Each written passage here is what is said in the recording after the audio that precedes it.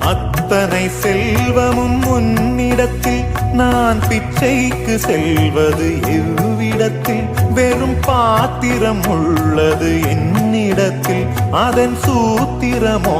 அது உன்னிடத்தில் ஒரு முறையா இருமுறையா பல முறை பல பிறப்பெடுக்க வைத்தாய் புதுவினையா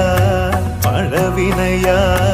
கணம் கணம் தினம் என்னை துடிக்க வைத்தாய் பொருளுக்கு அலைந்திடும் பொருளற்ற வாழ்க்கையும் துரத்துதே